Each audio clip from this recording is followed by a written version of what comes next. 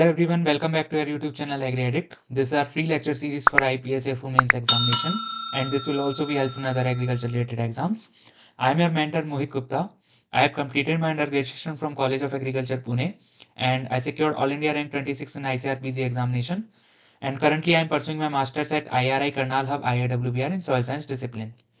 In the last video we discussed about the topic fertilizers, and in this video we are going to talk about manures and biofertilizers. Let's start the topic. Manures क्या होता है? These are the organic materials which contains small amount of plant nutrients. ठीक है, ऐसे organic materials होते हैं manure जिनमें small amount में plant nutrients present होते हैं. In the last video we discussed about fertilizers. So first make a clear cut difference between manures and fertilizers in your mind. ठीक है, सपोज यहाँ पे हम लिखते हैं फर्टिलाइजर्स और मैन्योर्स. ठीक है, जो फर्टिलाइजर्स होते हैं वो जनरली सिंथेटिक होते हैं. ठीक है, मैन्योर्स जो होते हैं वो नेचुरल होते हैं. ठीक है, फर्टिलाइजर सिंथेटिक होते हैं जनरली और मैन्योर्स नेचुरल होते हैं. इसके अलावा फर्टिलाइजर जो होते हैं उसमें अमाउंट ऑफ न्यूट्रिएंट्स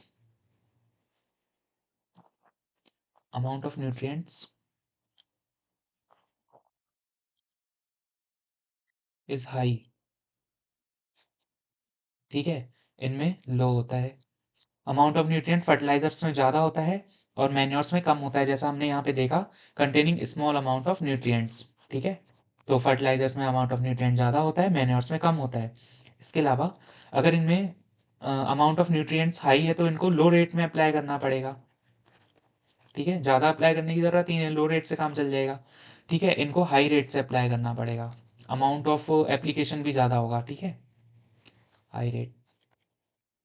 ठीक है, इसके अलावा अगर हम देखें डिफरेंस इसमें, तो जो फर्टिलाइजर्स होते हैं वो फिजिकल स्ट्रक्चर में कोई इंप्रूवमेंट नहीं करते सॉइल के. ठीक है, जबकि जो मैन्योर्स होते हैं वो इम्प्रूव्स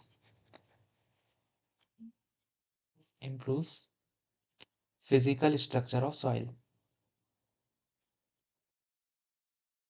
ठीक है, तो फर्टिलाइजर और मैन्योर में डिफरेंस है कि फर्टिलाइजर जनरली सिंथेटिक होते हैं, मैन्योर्स नेचुरल होते हैं. ठीक है, amount of nutrient is high in fertilizers while low in manures. ठीक है, फर्टिलाइजर्स लो रेट से अप्लाई करते हैं, मैन्योर्स को हाई रेट से अप्लाई करते हैं. ठीक है, इसके अलावा मैन्योर्स जो होते हैं, मैन्योर्स वो आपके फिजिकल प्रॉपर्टी ऑफ सॉइल को इम्प्रूव करते हैं. ठीक है, लाइक वाटर होल्डिंग कैपेसिटी को, ड्रेनेज को, इन सब चीज़ों को इम्प्रूव करने का काम करते हैं मैन्योर्स, जबकि फर्टिलाइजर्स ऐसा नहीं करते हैं. ठीक है, अगर हम देखें इसमें तो दो तरीके के मैन्योर्स को हमने डिवाइड किया है, दो टू टाइप्स में, बल्कि organic manures and concentrated organic manures. बल्कि मैन्योर्स क्या होते हैं, जो ग्रेटर वॉल्यूम में होते हैं, greater volume per unit nutrient content. ठीक है, इनका वॉल्यूम ज़्यादा होता है ना, per unit of nutrient content greater volume होता है बल्कि ऑर्गेनिक मैन्योर्स का. ठीक है, इसके एग्जांपल्स में आते हैं FYM कंपोस्ट, ग्रीन मैन्योर. ठीक है, बर्मी कंपोस्ट एंड क्रॉप रेजिड्यूज. ठीक है, ये सब किस में आते हैं, बल्कि ऑर्गेनिक मैन्योर्स में. जबकि कंसंट्रेटेड ऑर्गेनिक मैन्योर्स क्या होते हैं, contain relatively higher percentage of plant nutrients than bulky organic manures. ठीक है, बल्कि ऑर्गेनिक मैन्योर्स की सेम वॉल्यूम में, अगर सेम वॉल्यूम ऑफ मैन्योर अगर हम ले, ठीक है, सेम वॉल्यूम में, तो बल्कि में जो होते हैं अमाउंट ऑफ न्यूट्रिएंट कम होंगे और कंसंट्रेटेड में अमाउंट ऑफ न्यूट्रिएंट ज़्यादा होंगे. ठीक है, सेम वॉल्यूम में.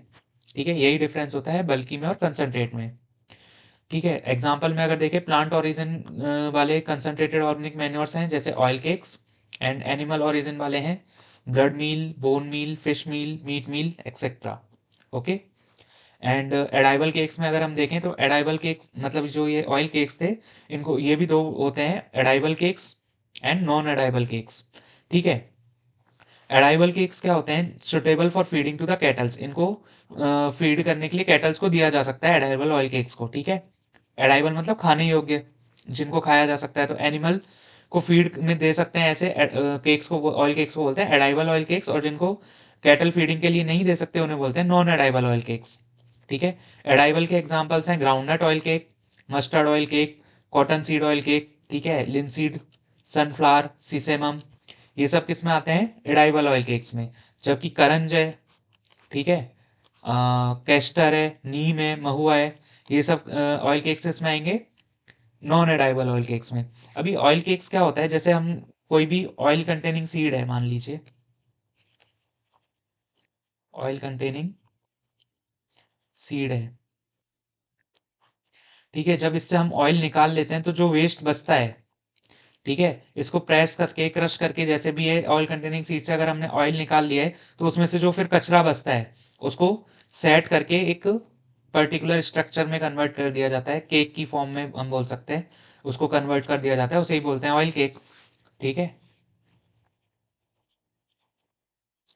देन फार्म यार्ड मैन्योर, ये जो बल्कि का एग्जांपल था ना, फार्म यार्ड मैन्योर, इसके बारे में देखते हैं। It is a well decomposed mixture of dung, urine, litter and left over fodder fed to the cattle. ठीक है। वेल डिकम्पोज मिक्सचर होता है किसका, काउ डंग का, मतलब गोबर, साथ में यूरिन, ठीक है, लिटर मतलब कचरा, ठीक है, इसके अलावा लिटर जो भी पार्ट जैसे फॉलिंग लीव्स वगैरह जो होती है वो नीचे गिर के क्या बनाती है, कचरा जो हो जाता है ना इकट्ठा, उसे ही बोलते हैं हम लिटर।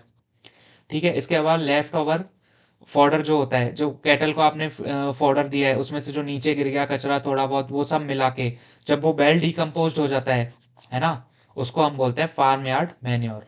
ठीक है। इसका एवरेज कंपोजिशन जो होता है फार्म यार्ड मैन्योर का, वो आपको याद रखना है, 0.5, 0.2, 0.5। ठीक है। 0.5% N, 0.2% P2O5 और 0.5% K2O। ठीक है। ये इंपॉर्टेंट है, आपको याद रखना है ये रेशो, जो कंपोजिशन है FIM का, न्यूट्रिएंट कंपोजिशन। ठीक है। कंपोस्ट, कंपोस्ट क्या होता है,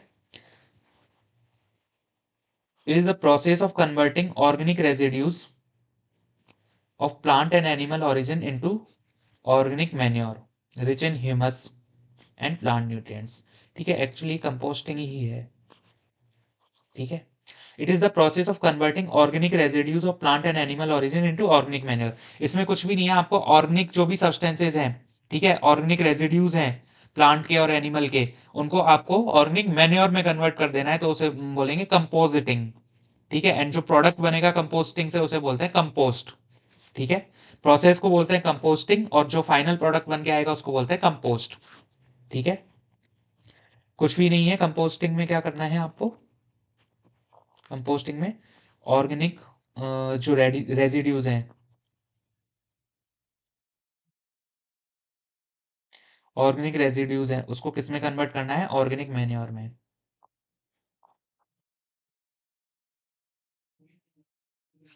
ठीक है। यही होती है composting. It is a biological process in which anaerobic or aerobic microorganism decompose the organic matter. ठीक है। कंपोस्टिंग ऐसी बायोलॉजिकल प्रोसेस है जिसमें एरोबिक एनारोबिक माइक्रो ऑर्गेनिज्म आपके ऑर्गेनिक मैटर को डिकम्पोज कर देते हैं। ठीक है। और क्या बनता है उससे, ऑर्गेनिक मैन्योर। ओके। एंड जब ये किसी भी चीज को डिकम्पोज करते हैं तो उसका CN रेशो जो होता है ना, कार्बन नाइट्रोजन रेशो, उसको कम किया जाता है। किसी भी चीज को डिकम्पोज करके उसका CN रेशो को कम किया जाता है। ठीक है। सबस्ट्रेट मतलब जो भी आपका ये ऑर्गेनिक रेजिड्यू है, इसको डिकम्पोज करके इसका CN रेशो कम किया जाएगा। मतलब जो ये ऑर्गेनिक रेजिड्यू है इसका CN रेशो ज्यादा है, और जब ये ऑर्गेनिक मैन्योर बनेगा तो इसका CN रेशो लो हो जाएगा। ठीक है। और कंपोस्टिंग के लिए कंडीशंस कैसी चाहिए, moist and warm and moist environment चाहिए। ठीक है। अभी ये CN रेशो क्या होता है, ये हम नेक्स्ट वीडियो में, ये किसी दूसरी वीडियो में डिस्कस करेंगे CN रेशो के बारे में, कंप्लीटली थोरोली उसके बारे में स्टडी करेंगे कि CN रेशो क्या होता है। जब CN रेशो ज़्यादा होता है तो क्या होता है, इमोबिलाइजेशन हो जाता है। CN रेशो ज़्यादा होने पे इमोबिलाइजेशन क्या होता है उसे भी डिस्कस करेंगे। CN रेशो कम होने पे मिनरलाइजेशन होता है। तो what is mineralization, what is immobilization. ठीक है। और डिफरेंट डिफरेंट चीज़ों के CN रेशो कितने आते हैं, सॉ डस्ट के लिए कितना होता है ना, सॉइल के लिए कितना होता है, ठीक है, आइडियल सॉइल के लिए CN रेशो क्या होता है, ये सारी चीज़ें हम एक अलग वीडियो में डिस्कस करेंगे। ठीक है। फिलहाल आप ये याद रखिए जब भी कोई ऑर्गेनिक मैटर को डाला जाता है सॉइल में, ठीक है, ऑर्गेनिक मैटर को सॉइल में जब भी डाला जाएगा तो उसका CN रेशो हाई रहता है। ठीक है, और फिर उसको माइक्रो ऑर्गेनिज्म उसको डिकम्पोज करके उस ऑर्गेनिक मैटर को ऑर्गेनिक मैन्योर में कन्वर्ट करते हैं, जिसका CN रेशो कम हो जाता है। ठीक है, फिलहाल आप यही याद रखिए, बाकी CN रेशो हम अगले वीडियो में देखेंगे। ठीक। फैक्टर्स अफेक्टिंग कंपोस्टिंग आर, मतलब कौन कौन से फैक्टर कंपोस्टिंग को अफेक्ट कर रहे हैं? Moisture content, temperature, pH, CN ratio, aeration. ठीक है, ये सारे फैक्टर्स हैं जो कंपोस्टिंग को अफेक्ट करते हैं। एवरेज कंपोजिशन देखे कंपोस्ट का तो होता है 0.5, 0.5, 1। ठीक है, 0.5%, 0.5% नाइट्रोजन, 0.5% P2O5 एंड 1% K2O। ठीक है, FYM का कितना था? 0.5, 0.2, 0.5। एक मिनट, FYM का था 0.5, 0.2, 0.5। ठीक है, एंड कंपोस्ट का है 0.5, 0.5 एंड 1। ठीक है, ये आपको याद रखना है। ओके, जो ये वेल डिकम्पोज्ड कंपोस्ट होता है, मतलब जो ऑर्गेनिक मैटर को डिकम्पोज करके हमने क्या बनाया? Organic manure. वो जो ऑर्गेनिक मैन्योर है वो कैसा होता है? न्यूट्रल होता है पीएच में, डार्क ब्राउन कलर का होता है, उसका CN रेशो कितना होता है? <20 होता है। Okay, then methods of composting की अगर हम बात करें तो पहला मेथड हमारे पास है इंडोर मेथड। इंडोर मेथड जिसको हम हीप मेथड भी बोलते हैं। ठीक है, ये एक एनारोबिक मेथड है। सॉरी, ये ना यहाँ पे गलत लिखा हुआ है, एक्चुअल में it is a aerobic method. ठीक है, ये एक एरोबिक मेथड होता है कंपोस्टिंग का। It is developed eight institute of plant industry, Indore. ठीक है, Indore institute of plant industry Indore में ये मेथड को बनाया गया था, इसलिए इसको बोलते हैं इंदौर मेथड। ठीक है, and it is described bye sir Albert Howard.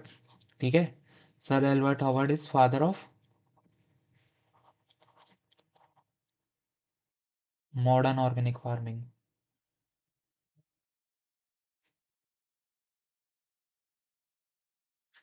Father of modern organic farming है सर एल्बर्ट हॉवर्ड, जिन्होंने क्या डिस्क्राइब किया था? इंदौर मेथड को डिस्क्राइब किया था। ये एक एरोबिक मेथड है कंपोस्टिंग का। It is developed eight institute of plant industry Indore. ठीक है, देन सेकंड मेथड है बेंगलोर मेथड, जिसे हम पिट मेथड भी बोलते हैं। ये एक एनारोबिक मेथड है डिकम्पोजिशन का या कंपोस्टिंग का हम बोल सकते हैं, and it is developed at Indian institute of science Bangalore. ठीक है, कहाँ बनाया था इसको? Indian institute of science Bangalore में डेवलप किया गया था इस मेथड को, इसलिए इसका नाम है बेंगलोर मेथड। ठीक है, it was developed by doctor CN Acharya in 1939। ठीक है, and it overcomes the disadvantages of heap method. Heap method से अच्छा है इंडोर मेथड, उसके डिसएडवांटेजेस को ओवरकम कर देता है। तो what are the disadvantages of heap method? अगर हम हीप मेथड के डिसएडवांटेजेस की अगर हम बात करें तो जो बेंगलोर मेथड है उसमें क्या होता है? बेंगलोर मेथड में ये जो आपका पिट बनाते हैं ना, हम इसको कवर करके रखते हैं। तो अगर पिट को कवर करके रखेंगे तो इसको हम धूप से बचा सकते हैं, है ना, डायरेक्ट सनलाइट से। या फिर एडवर्स क्लाइमेटिक कंडीशन में क्या हो सकता है? बारिश अगर हो गई तो बारिश से बचा रहेगा, क्योंकि ये कवर है ऊपर से। ठीक है, तो धूप से और बारिश से बचा है, तो यानी प्रोटेक्टेड फ्रॉम, ऊपर लिख देते हैं यहाँ से ना, पहला है बेंगलोर मेथड के लिए लिख रहे हैं हम ये, प्रोटेक्टेड फ्रॉम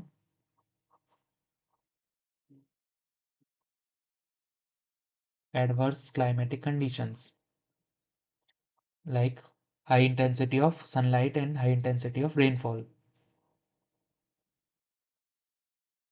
ठीक है, दूसरी अगर हम बात करें तो इसमें न्यूट्रिएंट का लॉस कम होता है, less nutrient loss, less nutrient loss. ठीक है, तीसरी अगर हम बात करें तो इसमें no frequent turning required, no frequent turning required. क्योंकि ये एनारोबिक मेथड है तो इसमें ऑक्सीजन का या फिर एयरेशन का इतना बड़ा रोल नहीं है। ये जो होता है इंडोर मेथड, इसमें फ्रीक्वेंट टर्निंग देनी पड़ती है। हीप बनाते हैं ना, इसको बार बार टर्न करते रहना पड़ेगा। ठीक है, नीचे का ऊपर, ऊपर का नीचे। क्यों? क्योंकि इसमें एयरेशन मेंटेन रहना चाहिए, है ना। जहाँ पे डिकम्पोजिशन हो रहा है वहाँ पे एक्सेस अमाउंट में CO2 रिलीज होगी, लेकिन ये मेथड कैसा है, एरोबिक मेथड है। ठीक है, ऑक्सीजन की जरूरत है यहाँ पे, तो इसको फ्रीक्वेंट टर्निंग देते रहेंगे तो नीचे वाला ऊपर, ऊपर वाला नीचे जाता रहेगा, तो आराम से एयरेशन ठीक से रहेगा इसका। ठीक है, इसलिए इसको फ्रीक्वेंट टर्निंग देनी पड़ती है, जबकि इसमें ऐसे कुछ नहीं है, एक बार पैक करके रख दो, नो फ्रीक्वेंट टर्निंग रिक्वायर्ड। ठीक है, बार बार टर्न करने की जरूरत नहीं है। इसके अलावा फ्लाई न्यूसेंस इसमें नहीं होता है, no fly nuisance, nuisance. ठीक है, तो ढक के रखा है तो फ्लाइज वगैरह, जो मक्खी वगैरह है, इनका कोई दिक्कत ही नहीं है। ठीक है, स्मेल का कोई प्रॉब्लम नहीं है क्योंकि ढक के रखा है, उसमें फाउल स्मेल आती है। ठीक है, इसमें कुछ ऐसा दिक्कत नहीं है क्योंकि इसको क्लोज करके रखा है। ठीक है, इसके अलावा अगर हम देखें तो सेव्स लेबर कॉस्ट। अभी ये लेबर कॉस्ट कैसे बचा रहा है यार, बार बार अगर टर्निंग देनी पड़ेगी तो लेबर तो रखनी पड़ेगी ना, इसको बार बार चेक करना है। ठीक है, तो लेबर कॉस्ट भी बच रही है क्योंकि एक बार बस पैक करके रख दिया, फिर चेक ही नहीं करना, है ना। तो लेबर कॉस्ट बचा रहा है। इसके अलावा नो रेगुलर वाटर स्प्रिंकलिंग, बार बार पानी डालने की ज़रूरत नहीं है। ठीक है, वो भी इसमें बच रहा है। इसका टेम्परेचर जो होता है ना वो लो होता है, लो टेम्परेचर होता है, इसका टेम्परेचर जो होता है वो हाई रहता है। ठीक है, इसमें लो टेम्परेचर रहता है बेंगलोर मेथड में। इसके अलावा अगर हम देखें तो इनसे सारी चीज़ें हमने अच्छी बताई as compare to the Indore method, but ये मेथड जो है वो स्लो होता है, स्लो रेट से चलता है। ठीक है, और जो आपका इंदौर मेथड है वो फास्ट है। ठीक है, तो these are the problems of Indore method which are overcomed in the Bangalore method. Okay, next अगर हम बात करें तो नेक्स्ट मेथड जो हमारे पास है वो है नाडेप मेथड। ठीक है, ये भी एक एरोबिक मेथड है डिकम्पोजिशन का। इंदौर मेथड एरोबिक मेथड था। ठीक है, बेंगलोर मेथड एनारोबिक मेथड था। नाडेप मेथड एरोबिक मेथड है। ठीक है, फिर से aerobic. It was developed by Narayan Devrao Pandari Pande, who is famously known as Nadep Kaka from Maharashtra. ठीक है, तो नाडेप मेथड के बारे में ज़्यादा कुछ नहीं, आपको नाम याद रखना है कि किसने डेवलप किया था, Narayan Devrao Pandari Pande, who is famously known as Nadep Kaka, and he is from Maharashtra. Okay, then vermi compost की अगर हम बात करें तो बर्मी कंपोस्ट क्या है यार, the compost which is produced by the earthworms. ठीक है, अर्थवॉर्म से जो कंपोस्ट प्रोड्यूस हो रही है उसे हम बोल रहे हैं बर्मी कंपोस्ट। ठीक है, बर्मी कास्ट क्या होता है, जो ये अर्थवॉर्म्स जो होते हैं ना, इनको जब सॉइल में छोड़ा जाता है तो ये क्या करते हैं, मान लीजिए ये इसकी माउथ ओपनिंग है और ये इसकी एनल ओपनिंग है जहाँ से ये वेस्ट रिलीज करता है। ठीक है, तो ये जब इसको सॉइल में छोड़ेंगे तो ये ऑर्गेनिक मैटर को फीड करता है, feed on organic matter, soil, या फिर हम बोले सॉइल पे ही फीड करता है। ठीक है, और जब फीड तो कर लेता है, फिर जब ये इसमें से रिलीज करता है ना, जो ये अनडाइजेस्टेड इसके पार्ट जो रह जाते हैं, उनको जब ये रिलीज करता है तो उस जो ही इसने फीकल मैटर निकाला है इसको हम बोलते हैं बर्मी कास्ट। ठीक है, बर्मी कास्ट क्या होता है, mucus coated undigested matter excreted by earthworm, mucus coated undigested matter which is excreted by earthworm is known as vermicast। ठीक है, और भी एक टर्म होती है जो है वर्मी कल्चर। वर्मी कल्चर किसे बोलते हैं, vermi culture is the rearing of earthworms को बोला जाता है वर्मी कल्चर। ठीक है, इन आइडियल कंडीशन या अंडर आइडियल कंडीशन हम बोल सकते हैं कि जब आइडियल कंडीशन के अंदर अर्थवॉर्म को रियर करा जाता है तो उसे बोलते हैं बर्मी कल्चर। ओके, देन बर्मी कास्ट हमने देख लिया, जब वो ऑर्गेनिक मैटर पे फीड करता है तो म्यूकस कोटेड अनडाइजेस्टेड मैटर को एक्सक्रीट करता है जिसे हम बोलते हैं बर्मी कास्ट। ठीक है, इसके अलावा एक होता है आपके पास वर्मी वॉश। वर्मी वॉश अगर हम सिंपल वर्ड्स में बोले तो हम बोले वाटर ऑफ वाटर और वर्मी कंपोस्ट थोड़ा डिफरेंट मेथड होता है इसमें। जो वर्मी का कंपोस्ट बनाते हैं उसके लिए हम वर्मी कंपोस्ट बेड प्रिपेयर करते हैं, उसमें जो आपका वेस्ट है या सॉइल है उसको भर देते हैं और उसमें अर्थवॉर्म रिलीज कर देते हैं। ठीक है, ऐसे तो बनाते हैं हम वर्मी कंपोस्ट। और जो वर्मी वॉश होता है उसमें हम बैरल लेते हैं। ठीक है, बैरल के अंदर प्रोड्यूस करते हैं। ये सॉलिड फॉर्म में होता है वर्मी कंपोस्ट, और जो वर्मी वॉश होता है वो लिक्विड फॉर्म में होता है।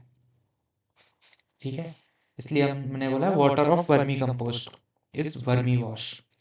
ओके, और वर्मी कंपोस्ट को भी अगर हमें देखना हो तो हम क्या बोल सकते हैं वर्मी कंपोस्ट के बारे में। Vermi compost is the final output of या final result of vermi composting. ठीक है, so this is about vermicompost, and the species of earthworm used for vermicomposting are Icenia foetida, Eudrilus eugene, Ferretima elongata and Perionyx excavatus। ये चारों ही species आपके लिए important है। Icenia foetida, Eudrilus eugene, Ferretima elongata and Perionyx excavatus। Okay, these are the four earthworm species which are generally used for the purpose of vermicomposting। ठीक है, and average composition ये 0.6 से 1.2 nitrogen, 0.13 से 0.22 P2O5 and 0.4 से 0.7 K2O।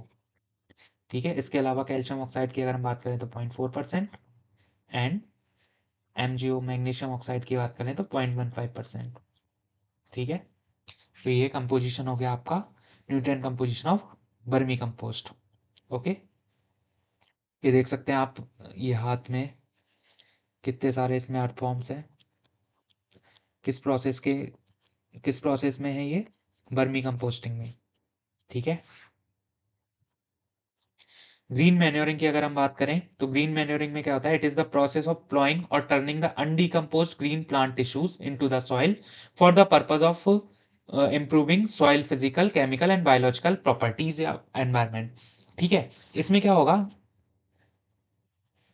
कोई भी green crops है, ठीक है,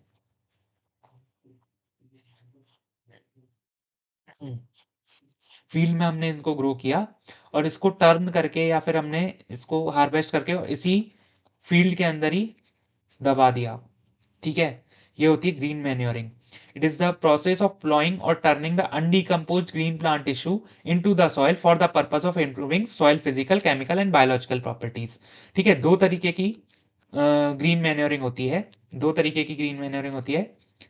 पहली तो होती है इन सीटू ग्रीन मैन्योरिंग। इसमें क्या होता है, ग्रीन मैन्योर क्रॉप्स को उगाया जाता है और इनकॉर्पोरेट कर दिया जाता है सॉइल में with in the same field.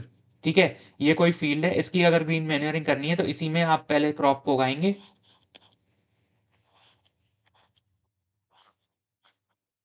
ठीक है, इसमें पहले क्रॉप को उगाएंगे ग्रीन क्रॉप को, और फिर इसी में उसको इनकॉर्पोरेट कर देंगे। तो इसे तो बोलते हैं सेम फील्ड में उगाना, सेम में ही इनकॉर्पोरेट कर देना, उसे बोलते हैं इन सीटू। इन सीटू को हम बोल सकते हैं इन प्लेस।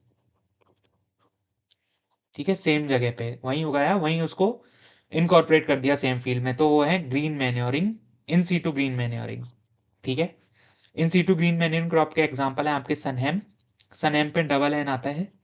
ठीक है, sunn hemp, crotalaria juncea, dhaincha that is sesbania aculeata, cluster bean या guar which is cyamopsis tetragonoloba, cowpea vigna sinensis, berseem trifolium alexandrinum and lucerne medicago sativa. ये दोनों तो फेमस फेमस फॉडर क्रॉप भी है ना, बर्सीम एंड ल्यूसर्न। ठीक है,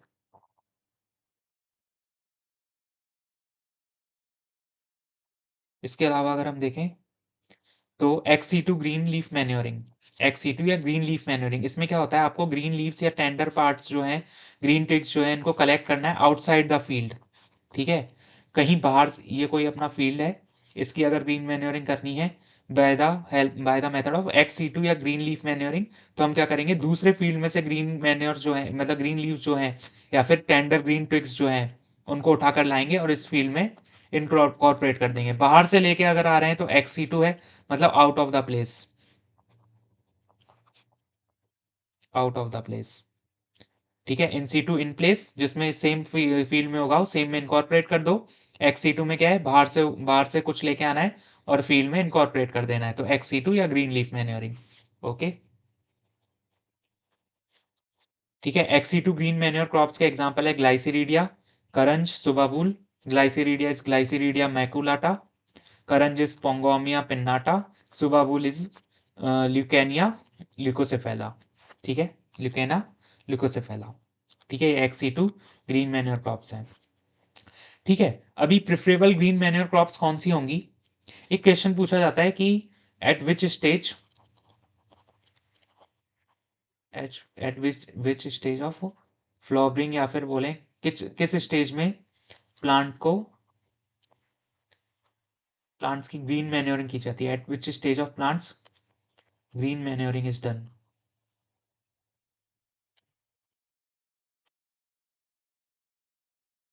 देखते हैं इसका आंसर हमें मिलता है क्या नेक्स्ट लाइंस में। ठीक है, देखते हैं एक बार।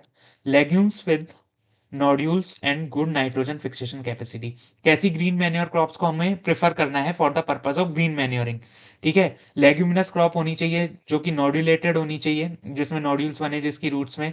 ठीक है, उस क्रॉप की गुड नाइट्रोजन फिक्सेशन कैपेसिटी होनी चाहिए, वो क्रॉप फास्ट ग्रोइंग होनी चाहिए, है ना। इसके अलावा डीप रूटेड होनी चाहिए, ताकि वो एब्जॉर्ब कर सके मॉइस्चर को। ठीक है, अगर नीचे भी बहुत डीप में मॉइस्चर है तो डीप में रूट्स जाके मॉइस्चर को एब्जॉर्ब कर सके। ठीक है, इसलिए डीप रूटेड होनी चाहिए ताकि वो आसानी से मॉइस्चर को एब्जॉर्ब कर सके। लीफी हैबिट होनी चाहिए विद हाई डिकम्पोजिशन रेट। ठीक है, हमें क्या करना है, ग्रीन पार्ट को ही तो डिकम्पो इनकॉर्पोरेट कराना है फील्ड के अंदर। तो जितनी ज़्यादा लीफी स्ट्रक्चर होगी प्लांट के अंदर, ठीक है, जितनी ज़्यादा लीफी स्ट्रक्चर होगी प्लांट के अंदर, ठीक है, उतना ज़्यादा अच्छा है। ठीक है, लीफी हैबिट ज़्यादा होनी चाहिए और डिकम्पोजिशन रेट हाई होनी चाहिए। ऐसा नहीं है कि हमने फील्ड में इनकॉर्पोरेट कर दिया ग्रीन पार्ट को और वो कई टाइम तक पड़ा ही है, डिकम्पोज ही नहीं हो रहा। उसका डिकम्पोजिशन रेट भी हाई होना चाहिए। ठीक है, इसके सिवाय उस क्रॉप की लो वाटर रिक्वायरमेंट होनी चाहिए, उसकी ग्रोथ के लिए उसको पानी कम चाहिए। ऐसी क्रॉप को हमें प्रेफर करना रहता है। ठीक है, शॉर्ट ड्यूरेशन की होनी चाहिए, 4 से 6 वीक्स में अपना पूरा लाइफ साइकिल कंप्लीट कर ले, ऐसी क्रॉप होनी चाहिए। ठीक है, क्यों इतनी जल्दी हम करवाना चाह रहे हैं, क्योंकि अरे एक बात बताओ, फील्ड में ग्रीन मैन्योरिंग करवानी है हमें, ठीक है, तो उसके लिए हमें क्रॉप उगानी पड़ रही है। मान लो इन सीटू ग्रीन मैन्योरिंग करा रहे हैं तो उसमें क्रॉप उगानी पड़ रही है। ठीक है, अभी ये क्रॉप हमारे लिए कमर्शियल पर्पज वाली क्रॉप तो है नहीं, जैसे काट के या हार्वेस्ट करके बाजार में बेचना पैसा कमाना, ऐसा तो है नहीं। ये क्रॉप हमने किसके लिए उगाई है, ताकि हमें इसी सेम फील्ड में इनकॉर्पोरेट कर सके। ठीक है, तो अगर मान लो ये साल भर लग जा रहा है इसी प्रोसेस को करने में, तो फील्ड में उगाएंगे क्या, है ना, हार्वेस्ट क्या करेंगे, मार्केट में बेचेंगे क्या, पैसा कैसे आएगा। ठीक है, इसलिए शॉर्ट ड्यूरेशन क्रॉप होनी चाहिए, 4 से 6 वीक्स में ये पूरा काम हो जाना चाहिए, ताकि फील्ड बाकी टाइम पे फ्री रहे, उसमें दूसरी क्रॉप्स को ग्रो किया जा सके। ठीक है, कमर्शियल क्रॉप्स को, इसलिए शॉर्ट ड्यूरेशन क्रॉप होनी चाहिए। ओके, अब रही ये वाली बात कि eight which stage of plant green manuring is done. ठीक है, फ्लावरिंग स्टेज में करते हैं, ये मैं आपको बता देता हूँ चलो। किस स्टेज में करते हैं, फ्लावरिंग स्टेज में करते हैं ग्रीन मैन्योरिंग। क्योंकि अगर फ्लावरिंग के बाद वाला टाइम अगर आ गया, फ्लावरिंग निकल गई, उसके बाद फ्रूटिंग वगैरह हो गई, अगर ज़्यादा आगे बढ़ गए इस स्टेज से, तो जो आपकी स्टेम्स जो होती है ना वो हार्ड होने लग जाती हैं। ठीक है, स्टेम्स वगैरह जो है वो हार्ड होने लग जाएगी, और अगर हार्ड हो जाएगी तो उसका डिकम्पोजिशन करना मुश्किल हो जाएगा, या फिर हम बोलें तो डिकम्पोजिशन स्लो रेट से होएगा। ठीक है, इसलिए इसको फ्लावरिंग स्टेज पे किया जाता है इनकॉर्पोरेशन। अब आपको बताना है फ्लावरिंग स्टेज, कितनी फ्लावरिंग स्टेज पे, तो ये किया जाता है अबाउट 50% ऑफ फ्लावरिंग पे। ओके, 50% ऑफ फ्लावरिंग स्टेज पे इनकॉर्पोरेशन किया जाता है ग्रीन मैन्योर क्रॉप का into the field, so that physical condition of the field can be improved. Okay, then ये कंपोजिशन है, ये तो आपको याद रखना ही पड़ेगा। ठीक है, डिफरेंट डिफरेंट प्रोडक्ट्स का एनपीके का रेशो, सेफ्लॉर से 7.9 नाइट्रोजन, 2.2% P2O5, 1.9% K2O, ऐसे ही सारी क्रॉप्स का ये आपको याद करना पड़ेगा। ठीक है, इसका कोई दूसरा अल्टीमेट नहीं है, आपको याद ही करना पड़ेगा। डिफरेंट डिफरेंट प्रोडक्ट्स के लिए दिया हुआ है एनपीके का ratio, mahua, blood meal, meat meal, fish meal, guano, bone marrow, sorry bone meal, bone raw bone meal, steam bone meal, sludge, press mud. ठीक है, इन सब के लिए आपको एनपीके का रेशो याद करना है। Then if we talk about bio fertilizers, ठीक है, तो बायो फर्टिलाइजर्स क्या होते हैं? These are the carrier based preparations which contain different micro organisms which can fix nitrogen और solubilize phosphorus to increase the soil fertility. ठीक है, ऐसे मतलब हमें ऐसे ऑर्गेनिजम्स का, बायोलॉजिकल ऑर्गेनिज्म का यूज करना है जो नाइट्रोजन फिक्सेशन में हेल्प करते हो, या उसको इम्प्रूव करते हो, इंक्रीज करते हो नाइट्रोजन फिक्सेशन को, या फॉस्फोरस सॉल्युबलाइजेशन में हेल्प करते हो, फॉस्फोरस मोबिलाइजेशन में हेल्प करते हो। ऐसे ऑर्गेनिज्म का यूज करके अगर हम फर्टिलिटी को बढ़ा रहे हैं तो ऐसे ऑर्गेनिजम्स को हम बोलते हैं बायो फर्टिलाइजर्स। ठीक है, फर्टिलाइजर्स इसलिए क्योंकि वो फर्टिलिटी को इंक्रीज करने में हेल्प कर रहे हैं, और बायो इसलिए क्योंकि हम लिविंग ऑर्गेनिजम्स का यूज कर रहे हैं। सिंपल है, टर्म से क्लियर है बायो फर्टिलाइजर्स का मतलब क्या होता है। ठीक है, then they convert the non-usable form of non-usable form to usable forms, ठीक है, थ्रू बायोलॉजिकल प्रोसेसेस। ठीक है, बायो फर्टिलाइजर्स क्या करते हैं? नॉन यूजेबल फॉर्म को यूजेबल फॉर्म में कन्वर्ट कर देते हैं थ्रू बायोलॉजिकल प्रोसेसेस। ठीक है, एनवायरमेंट फ्रेंडली होते हैं, और ये कंपोनेंट होते हैं integrated plant nutrient system, nutrient supply system का, आईपीएनएस का, integrated plant nutrient supply system का पार्ट होते हैं।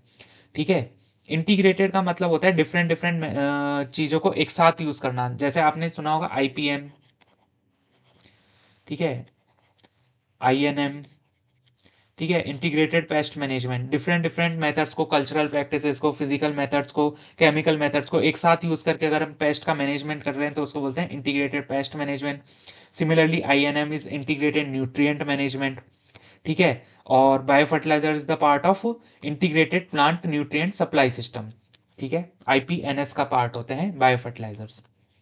इनके डिवीजन की अगर हम बात करें तो पहला पार्ट है इनका नाइट्रोजन फिक्सिंग बायो फर्टिलाइजर्स। ठीक है, जो नाइट्रोजन फिक्स कराने में हेल्प करेंगे वो नाइट्रोजन फिक्सिंग फर्टिलाइजर्स हैं। ठीक है, नाइट्रोजन फिक्सेशन में हेल्प करेंगे नाइट्रोजन फिक्सिंग फर्टिलाइजर्स। पहले हैं जिनमें सिम्बायोटिक। सिम्बायोटिक क्या होता है यार? एक टाइप का रिलेशनशिप होता है, प्लस प्लस टाइप का। दो ऑर्गेनिजम्स जो है एक साथ रहते हैं, ठीक है, और वो एक दूसरे को अगर फायदा पहुंचाते हैं तो उसे हम बोलते हैं सिम्बायोटिक टाइप ऑफ रिलेशनशिप। अभी हम आगे भी देखने वाले हैं, इन द फॉर्म ऑफ माइकोराइजा हम देखने वाले हैं, वो भी एक सिम्बायोटिक एसोसिएशन का एग्जांपल है। प्लस प्लस टाइप का रिलेशनशिप होता है, मतलब दो ऑर्गेनिज्म एक साथ रहते हैं और दोनों को एक दूसरे से फायदा होता है, म्यूचुअल रिलेशनशिप होता है। ठीक है, सिम्बायोटिक एसोसिएशन, इसमें क्या होता है? इसमें भी दो टाइप के हैं, नोड्यूल फॉर्मिंग और नॉन नोड्यूल फॉर्मिंग, मतलब नोड्यूल्स बनाने वाले और नोड्यूल्स ना बनाने वाले। ठीक है, नोड्यूल्स कहाँ बना रहे हैं? अगर वो रूट में बना रहे हैं तो उसके एग्जाम्पल हैं, लेग्यूमिनस में तो है राइजोबियम, ब्रेडी राइजोबियम। ठीक है, नॉन लेग्यूम्स में फ्रैंकिया, अल्नस। ठीक है, स्टेम नोड्यूल्स बनाने वाले में सेस्वेनिया, ये भी एक इंपॉर्टेंट एग्जाम्पल है कि स्टेम नोड्यूलेशन कौन करता है? सेस्वेनिया। ठीक है, नॉन नोड्यूल्स में अगर हम देखें तो एजोला फर्न। ठीक है, नॉन सिम्बायोटिक, जो सिम्बायोटिक एसोसिएशन में नहीं रहते, उनके एग्जाम्पल हैं एजोटोबैक्टर, एजोस्पाइरिलम, बीजरिंकिया, क्लोस्ट्रीडियम, साइनोबैक्टीरिया, एनावीना, नोस्टॉकडर्सिया। ठीक है, ये नॉन सिम्बायोटिक के एग्जाम्पल्स हैं। इसके बाद हम देखें फॉस्फेट सॉल्युबलाइजिंग में, फॉस्फेट सॉल्युबलाइजर्स होते हैं और फॉस्फेट मोबिलाइजर्स होते हैं। फॉस्फेट सॉल्युबलाइजर मतलब जो अनअवेलेबल फॉर्म से अवेलेबल फॉर्म में कन्वर्ट कराते हैं फॉस्फोरस को, वो तो होते हैं फॉस्फेट सॉल्युबलाइजर्स। और जो फॉस्फोरस को मोबाइल यानी मतलब फॉस्फोरस की मूवमेंट में हेल्प कराते हैं वो होते हैं फॉस्फेट मोबिलाइजर्स। फॉस्फेट सॉल्युबलाइजर्स के एग्जांपल है बेसिलस, सूडोमोनास, एस्परजिलस, पेनिसिलियम। ठीक है, और फॉस्फेट मोबिलाइजर्स में आते हैं बेसिकुलर, आर्वस्कुलर, माइकोराइजा, ग्लोमस, गीगास्पोरा। ठीक है, फॉस्फेट सॉल्युबलाइजर जो फॉस्फेट को सॉल्युबल फॉर्म में कन्वर्ट करते हैं या जो उसको अनयूजेबल फॉर्म से यूजेबल फॉर्म में कन्वर्ट करते हैं। फॉस्फेट मोबिलाइजर जो फॉस्फोरस की मोबिलिटी में हेल्प करेंगे। ठीक है, वेस्कुलर, आर्वस्कुलर, माइकोराइजा है मोबिलाइजर्स में, ग्लोमस है, गीगास्पोरा है। ठीक है, देन अगर हम बात करें एजोटोबैक्टर की तो ये एरोबिक होता है, कीमो हेट्रोट्रोपिक होता है, फ्री लिविंग होता है। Okay, aerobic, chemo heterotrophic and free living. ठीक है, एजोस्पाइरिलम जो होता है वो कीमा हेट्रोट्रॉपिक बैक्टीरिया है ये भी, और ये 15 से 30 kg nitrogen per hectare fix करता है। ठीक है, 15 से 30 kg nitrogen per hectare is fixed by Azospirillum. Azolla की अगर हम बात करें तो इसे फ्री फ्लोटिंग वाटर फर्न भी बोला जाता है, which is free floating water fern, azolla. ठीक है, it fixes atmospheric nitrogen in symbiotic association with BGA, that is anabaena azollae. Okay, and it fixes about 40 to 60 kg nitrogen पर hectare per rice crop. ठीक है, 40 से 60 kg nitrogen को ये fix कर देता है एजोला पर हेक्टेयर पर राइस क्रॉप। ठीक है, बीजीए की अगर बात करें, blue green algae, it is also known as cyanobacteria, and it fixes 20 to 30 kg nitrogen पर hectare in rice field. Okay, तो ये कंपोजिशन आपको याद रखना है कि ये कितना कितना केजी नाइट्रोजन फिक्स करते हैं। एजोस्पाइरिलम की बात करें तो 15 से 30 kg nitrogen per hectare, azolla की बात करें तो 40 से 60 kg नाइट्रोजन पर हेक्टेयर, और बीजीए की बात करें तो 20 से 30 kg nitrogen per hectare. Then ये कुछ राइजोबियम स्पीशीज है कि कौन सी राइजोबियम स्पीशीज कौन सी क्रॉप के साथ एसोसिएटेड है। जैसे rhizobium meliloti, it is associated with medicago, that is अल्फा अल्फा मेडिकेगो सटाइबा। ठीक है, melilotus that is sweet clover, trigonella that is fenugreek. ठीक है, मेथी। देन राइजोबियम ट्राइफोली की अगर हम बात करें तो ट्राइफोलियम रेड और व्हाइट क्लोवर्स। ठीक है, rhizobium लेग्यूमिनिसोरम, it is associated with Pisum, Vicia, and Lathyrus, that is sweet pea, lentil, lens. Okay. Fascioli की अगर हम बात करें तो it is associated with Fasciolus beans, Lupini, Lupinus. ठीक है, Japonicum, it is associated with glycine, that is soybean, Bigna, Sinensis, that is cowpea, RHS, ठीक है, that is peanut, मूंगफली groundnut. Then some points to remember. ठीक है, who is the father of fertiliser chemistry, Justus von Liebig. ये बहुत important question है। Who is the father of fertiliser chemistry, Justus von Liebig, and he also gave the law of minimum. Okay, who is the father of modern organic farming, sir Albert Howard. ठीक है, sir Albert Howard who also describe the Nadep method. ठीक है, and dried excreta of seabird is called as गुआनो। Incorporation of green manure crop should be done before flowering or at flowering stage. ठीक है, ये क्यों करना चाहिए ये मैंने आपको बता दिया। जनरली क्या करते हैं, 50% फ्लावरिंग स्टेज पे करते हैं। क्यों करते हैं, क्योंकि उसके बाद अगर प्लांट नेक्स्ट स्टेज में चला जाता है तो उसकी वुड्स जो है या फिर जो स्टेम वगैरह है वो हार्ड होने लगती हैं, वुडी होने लगती हैं। क्यों, क्योंकि लिग्निन वगैरह का कंटेंट उनमें बढ़ने लगता है, तो उससे डिकम्पोजिशन का रेट जो होता है वो स्लो हो जाता है। ठीक है, और हम ऐसा नहीं चाहते। हम चाहते हैं कि जल्दी से वो क्रॉप जो है वो डिकम्पोज हो जाए। ठीक है, इन ग्रीन मैन्योरिंग। ठीक है, माइक्रोराइजा, माइक्रोराइजा क्या होता है, it is the symbiotic association between roots of higher plants and fungi. ठीक है, फंजाई और रूट्स ऑफ हायर प्लांट के बीच में सिम्बायोटिक एसोसिएशन होता है, mycorrhiza. VAM, vesicular arbuscular mycorrhiza. Mycorrhiza दो टाइप के होते हैं, एक तो एक्टोमाइक्रोराइजा, एक होता है एंडोमाइक्रोराइजा। जो वेसिकुलर आर्वस्कुलर माइक्रोराइजा है वो एंडोमाइक्रोराइजा का एग्जाम्पल है।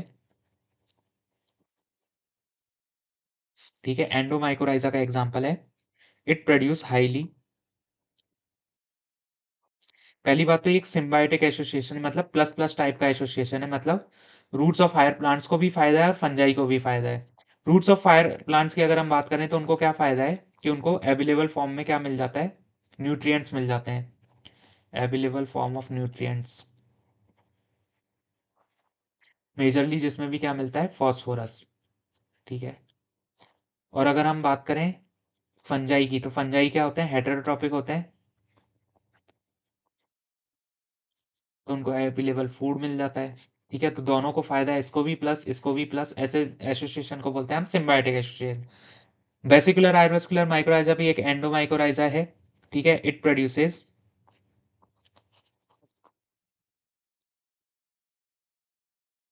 Highly branched hyphal structure hyphal structure which is known as vesicle.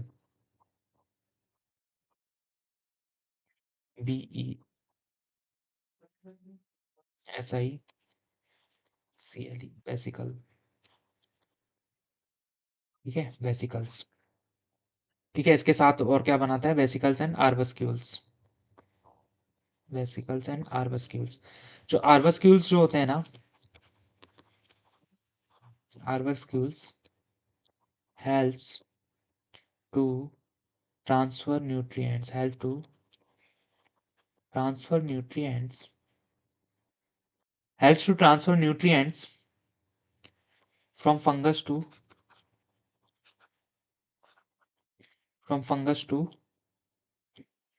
root system of plants, root system of plants। जबकि जो वेसाइकल्स होते हैं वो एज ए स्टोरेज स्ट्रक्चर काम करते हैं, ठीक है, स्टोर फॉस्फोरस, स्टोर फॉस्फोरस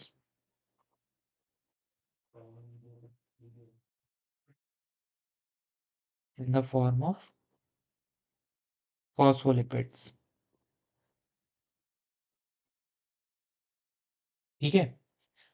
ये जो एंडोमाइकोराइजा होते हैं ये हाईली ब्रांच्ड हाइफल स्ट्रक्चर बनाते हैं, वेसिकल्स और arbuscules within plant root cells. Plant root cells के लिए highly highly branch, plant root cells के अंदर हाईली ब्रांच स्ट्रक्चर बनाते हैं वेसिकल्स एंड अर्बस्क्यूल्स।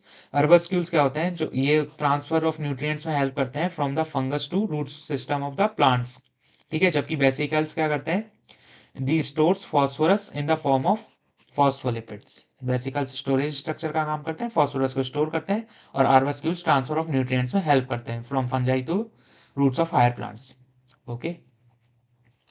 एंड एक क्वेश्चन मैंने लास्ट क्लास में आप लोगों से पूछा था कि जो क्लोराइड वाले जो ये आपके म्यूरेट ऑफ पोटाश वगैरह हैं, ठीक है, KCl वगैरह जो होते हैं, इनको अप्लाई क्यों नहीं किया जाता आपके टोबैको, टोबैको एंड पोटैटो में, वाई दे आर सेंसिटिव। तो अगर टोबैको की अगर हम बात करें तो अगर इंक्रीज्ड अमाउंट ऑफ KCl है या क्लोराइड आयन है टोबैको में, तो वो क्या करता है, टोबैको की बात करें, अगर increased amount of chloride ion है तो वो बर्निंग क्वालिटी ऑफ टोबैको को डिक्रीज करता है, decreases the burning quality of tobacco leaves, ठीक है, and induces poor fire holding quality in tobacco leaves, ठीक है। इसलिए टोबैको के सेंसिटिव होते हैं क्लोराइड्स आयन के लिए या म्यूरेट ऑफ पोटाश KCl के लिए, ठीक है। अगर पोटैटो की अगर हम बात करें तो पोटैटो में क्या प्रॉब्लम है, increased amount of chlorides ion decreases starch yield in potato, decreases starch yield and makes potato poor for fries formation, poor for fries, ठीक है, फ्राइज ठीक से नहीं बनेगी या फिर फ्राई नहीं हो पाएगा पोटैटो ठीक से, ठीक है। And crisp quality of